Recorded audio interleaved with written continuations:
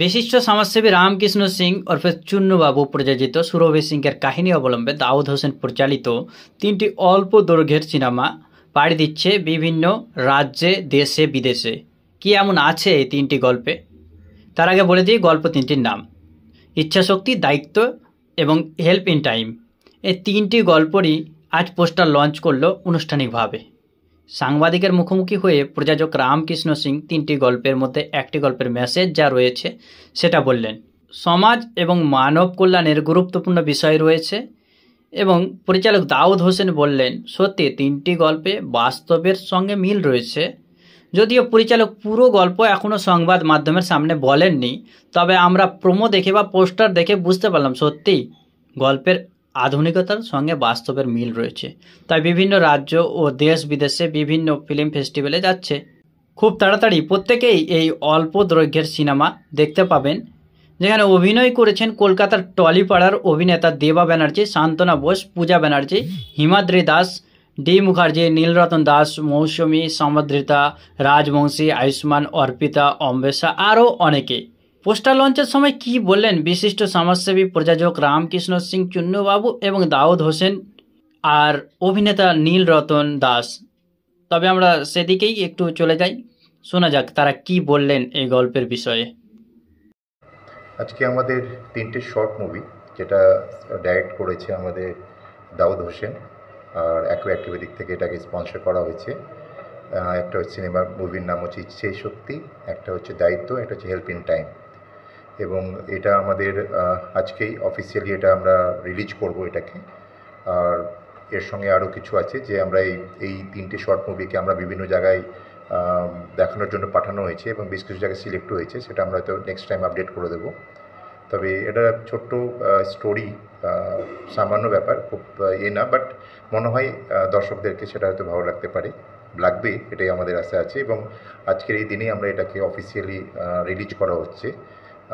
তিনটি short movie, তিনটেরই story আলাদা আলাদা। কিছু আমাদের অ্যাক্টাররা আছেন, সঙ্গে আমার দাদাও আছেন, উনিও এই বিষয়ে আছেন, সুকমল দা।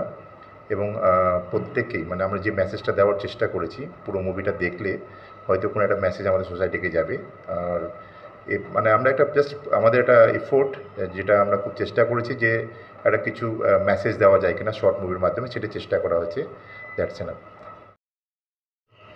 তো আমাকে দাউদ ভাই বলেছিল যে দাদা একটা চরিত্রে আপনাকে অভিনয় করতে হবে। তো আমি যে চরিত্রে আমি ইচ্ছাশক্তিতে প্রিন্সিপালের চরিত্রে অভিনয় করেছি, এবং অভিনয় করতে গিয়ে আমি জানি না আমার অভিনয় কীরকম হয়েছে, তবে আমাকে সত্যি খুব ভালো লেগেছে। যেমন একটা খুব সুন্দর গল্প, আর ইচ্ছাশক্তির মাধ্যমে মানে যেটা সমাজকে বোঝাতে চাইছে যে ইচ্ছাশক্তি থাকতে গেলে অনেক কিছু করা যায়। একটা বাচ্চা মেয়ে এবং ছোটো ছোটো মেয়েরা তাদেরকে নিয়ে একটা গল্প, খুব সুন্দর গল্প। আশা করি সকলের ভালো লাগবে, আপনাদেরও ভালো লাগবে। বাকিটা দেখা যাবে পরে কি হয়। আমি আশা করছি এটা সবাইকে ভালো লাগবে। সবাইকে ধন্যবাদ জানাচ্ছি। আমি প্রথমেই বিশিষ্ট সমাজসেবী রামকৃষ্ণ সিং চুন্নুবাবুকে আমার তরফ থেকে আন্তরিক অভিনন্দন, শুভেচ্ছা। এবং আমাদের কলকাতার কলাকৌশলীদের যারা অভিনয় করেছেন এই শর্ট ফিল্মগুলোতে, তাদেরকে অসংখ্য ধন্যবাদ। কারণ যেটা হচ্ছে যে বাস্তবে ঘটে যাওয়া গল্প নিয়েই কিন্তু তিনটি শর্ট মুভি হয়েছে, আর সেই শর্ট মুভিগুলো বিভিন্ন সাইডে আমরা বেশ কিছুদিনের মধ্যে আমরা জেনে যাব, আপনাদের মাধ্যমে আমরা জানাবো।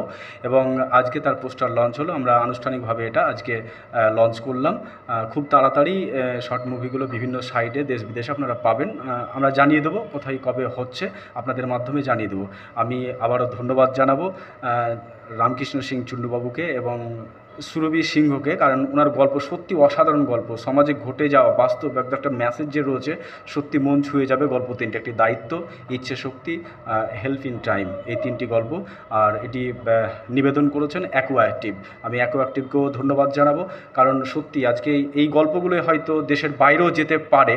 কনফার্ম আমি বলছি না, দেশের বাইরেও যাবে, খুব তাড়াতাড়ি আপনারা জানতে পারবেন আপনাদের মাধ্যমে। এটাও সিনেমা থেকে কম না, কারণ সব সিনেমার আর্টিস্টরা রয়েছে কলকাতার, সমস্ত কলাকৌশলী এখানে রয়েছেন। ভালো সাবজেক্ট রয়েছে, ভালো মেসেজ রয়েছে।